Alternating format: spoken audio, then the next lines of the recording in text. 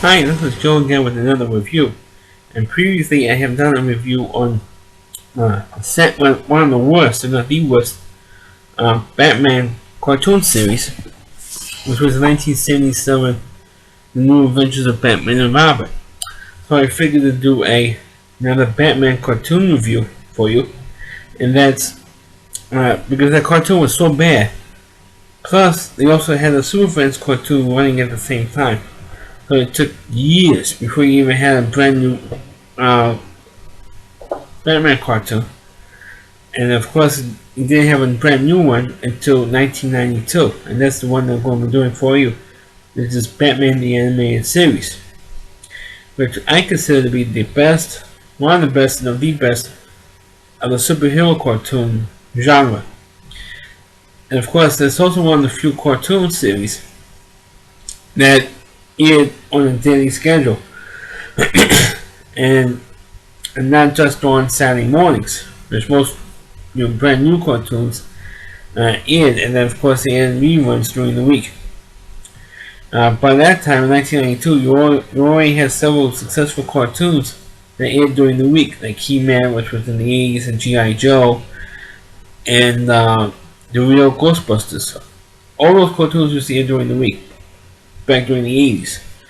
So in 1992, after the success of the first two Batman films, Fox Television was starting to air cartoons by 1992.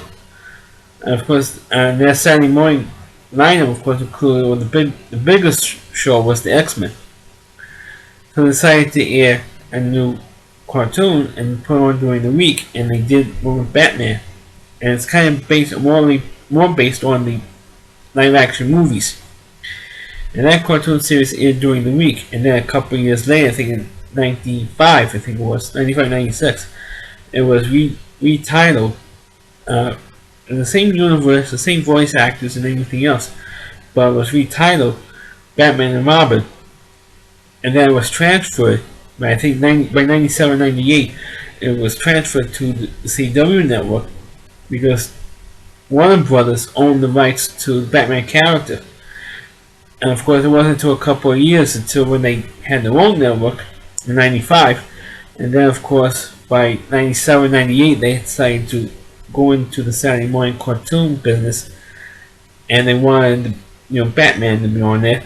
So it was transferred to the WB network. Later to be retired the CW network. And they combined Batman cartoon with the brand new Superman series. They might eventually do a Superman cartoon review as well. But they also did a new Superman the Animated Series on the WB network, and they combined the two biggest DC Comics characters, Batman and Superman, into the Batman and Superman Adventures. But I'm going to be doing the ones that just concentrating on Batman right now with the animated series. And the reason why I feel this was the best series, and of course, and they did this the same thing with Spider-Man the animated series, and that was they gave a lot of the villains their own origin story, which was up until that point they never really did a really good origin story for any of the villains. They already were established as particular. We did have the first episode of the villains as they kind of rogues gallery in whatever superhero universe you want to talk about, like Batman, Superman, Spider-Man, Thor, Fantastic Four. They already were the villains were already those villains. But in Batman the Animated Series, the only two villains that didn't have their own origin story were the Joker and the Penguin. But then also, of course, at that point, you had the two live-action movies, which the first live-action movie, the Tim Burton film, had the Joker's origin story in that one. And the second one, which aired ironically in 92, Batman Returns, which they had an origin story with Penguin. So I guess they figured they should do an origin story again, whether you did it in live-action. Let me adjust my camera here. So why bother doing another origin story with that we did in the live action shows. But he did do it in the animated series with all the other characters, which didn't appear in the movies yet. Of course, the best one, the best one of the origin stories, was the one with Harvey Dent, when Harvey became Two-Face, which was a 2-point episode, and I felt it was one of the best episodes, and it has one of the best cliffhangers to end the first part of it. Another was another reviewer. I think he called him Review King. I believe he was. He already talked about several episodes, as well as Nostalgia Craig also did like a top 11 list of his top 11 episodes of this particular series. So I'm not going to redo another list of that. I'm just going to do a brief overview. And that was the episode with Clayface. Let's go with Two-Face first. That was one of the better episodes they had. And I really did enjoy the episode because it kind of left you hanging for the second part. I'm not going to give it away because, like I said earlier, the other two critics I already mentioned already, talked about those those episodes to death with Two-Face. The other episode I really enjoyed is an origin story, which is a villain I never even heard of, because I wasn't a faithful reader of the Batman comics. I only have maybe like 2 or 3 comics back from the early 80s. And so I didn't really get one. I do have one with Two-Face in it, actually. As one of them, I believe. And one of the episodes was with Clayface. I never heard of that character before. And I thought that was a very, very good origin story. With Clayface being an actor who was addicted to this stuff where he can manipulate this particular cream, that he can manipulate his face to remain younger because he was aging. And it's worried that if he gets to a certain age, they won't get a good, decent job anymore in movies. So he purposely bought this cream so he can manipulate his face so he won't age. And the guys who gave him the cream, he kind of like stiffed him or something, and they decided to punish the guy by pouring this cream all over the substance all over his body, and now it became a walking blob of clay. Which I thought was a pretty good episode. And also they did one with the Riddler, they did an origin story with the Mad Hatter. They also did one with the ventriloquist, the Scarface, a guy with a multiple personality. They also did one with. They didn't really do. I don't think they really did one with Poison Ivy either. And when they did an origin story with Poison Ivy, but she was always Poison Ivy in disguise in that particular episode. But they also did an origin story with Batgirl as well, because Batgirl later on in that series appeared. And of course, one of the knocks of that series at the start was they didn't have Robin. Kind of like the first 2 live-action movies that Tim Burton directed, they had no Robin. And then eventually, during the first season, you did have Robin, who appeared from time to time on that series. Which, of course, and then of course they made him a regular character when the show was retired, Batman and Robin. And then when the series became linked with this Superman animated series on the WB network, they made Robin into Nightwing. I don't think they really had an actual origin story with and how Robin became Nightwing. I think they did, but it wasn't really a good episode or really memorable one for me.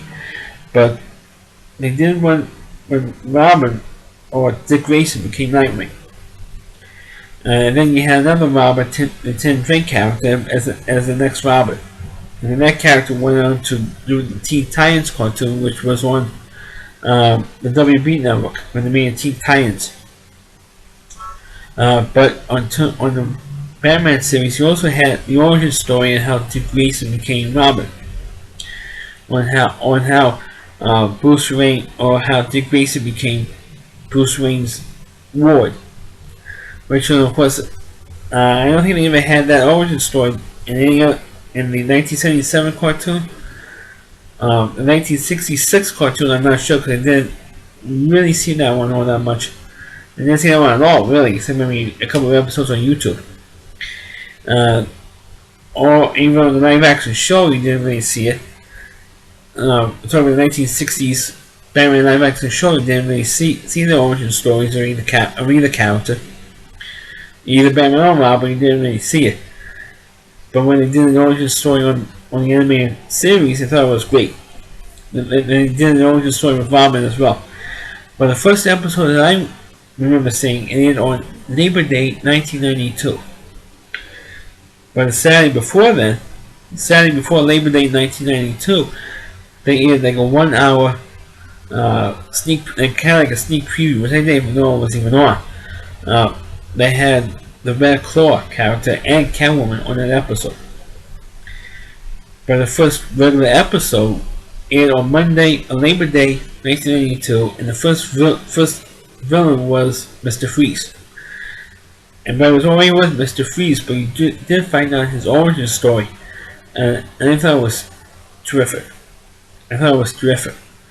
Of course, you had the Joker doing his craziness, and a lot of the time, especially when they had one with the smiling fish, or the laughing fish, one which I mentioned in my previous video with the laughing gas on film video that I did, where he had this one particular episode where it was called The Last Laugh, where Joker sprays the entire Gotham City with laughing gas so he can run around and commit his crimes.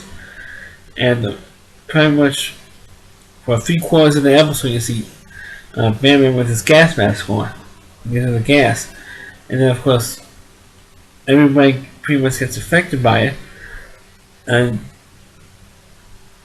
of course that had the one of the famous line, "You kill Captain Clown." When Joker's all screaming, you kill Captain Clown. And of course, I have to talk about the voice acting. The voice acting was terrific. You had Kevin Conroy was the voice of Bruce Wayne and Batman, and the Joker was voiced by Mark Hamill. And Mark Hamill used the same exact voice for the Joker as he did for the Hobgoblin in the Spider-Man animated series. No, he was the exact same. I mean, you can't tell which one voice from the other because he used the exact same voice, almost the same exact laugh, and everything else of the two characters. But the other voice actors, I really don't know who really did the voice acting for Robin and Alfred and all that stuff. But in the animated series, now you have the Gotham television show that is on Fox. You had introduced the Harvey Bullock character on the animated show, which never appeared anywhere. I don't think that character appeared anywhere else. And the Harvey Bullock character is on the Gotham television show. He plays Jim Gordon's partner on that show. On the Gotham show that is on Fox now. But I thought there was only other real characters. And they also showed Montoya. And I think she also appears, or that character also appears in the Gotham show as well. But as the Batman animated series shows went on, it got high praise for the animation, the voice acting, the music. They all took the Batman theme from the movies. That I know I'm gonna remember this guy's name as soon as I finish this video, but Danny Elfman. No one remembers his name. Danny Elfman score from the Batman movies did the theme from the animated series.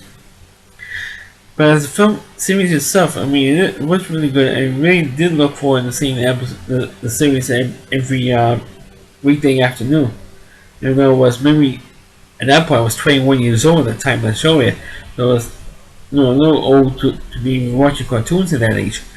But now I look back on it and I said this cartoon was really, really good. And definitely the best one out of the lot. And then when they combined the show with Superman, I thought it was getting a little bit too, not too silly, but too comic booky. I mean, they did have crossovers with Superman being there, and Gotham City, and vice versa with Batman helping Superman out, and the Superman animated series, and stuff like that. They'll go like, "Oh, where's Superman at?" Or Superman comes to Gotham City saying, "Hey, where's Batman?" But I thought that one of the best storylines in that Batman the Animated Series was with the villain that was used in Christopher Nolan's first Batman film, the Batman Begins movie, Ra's al Ghul.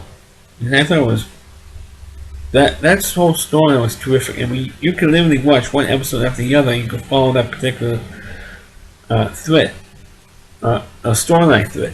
You can't do that with any of the other villains in that Batman universe, on the Batman the Animated Series. You can't do that with any other character. Only with Ra's al Ghul is like following one episode. It's like a chapters almost of the Ra's al Ghul character.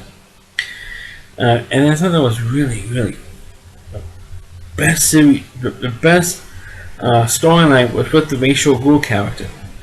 With all the other characters, all the other villains, you might have like one episode, or maybe if it's a two-parter, excuse me. But in the Ra's al Ghul, I think they probably had one 2-point episode with the Ra's al Ghul character. But the rest of the series, I mean, you can really follow that storyline along. Kind of like when they did with Superman the Animated Series, when they had the series with Darkseid. When they introduced Darkseid, and you could literally take one episode of Darkseid after the other, and you could follow that storyline along. Same thing with Ra's al Ghul. You could take that was like the best version, best storyline, and the best episodes with the Ra's al Ghul character. And I thought it was really great, and really the best ones was with the Ra's al Ghul, in my opinion. People could say, "Oh, why didn't you say the Joker episodes?" Well, yeah, because the Joker did his usual craziness and was voiced by Mark Hamill, Luke Skywalker, like I said earlier. But yeah, some of those were fine. And of course, actually one of the more bad episodes was, of course, the Almost Got Him episode.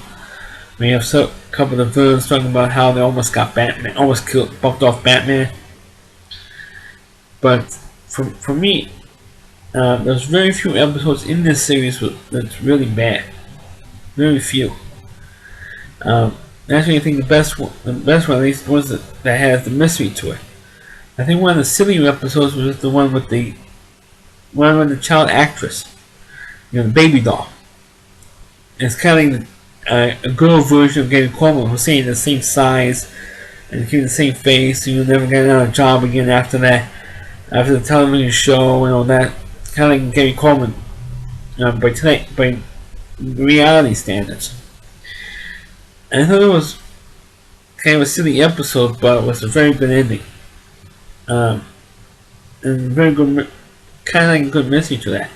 Kind of like the same thing when you had to introduce the ventriloquist, which you didn't air for a long, long time, because it was kind of like disjointed.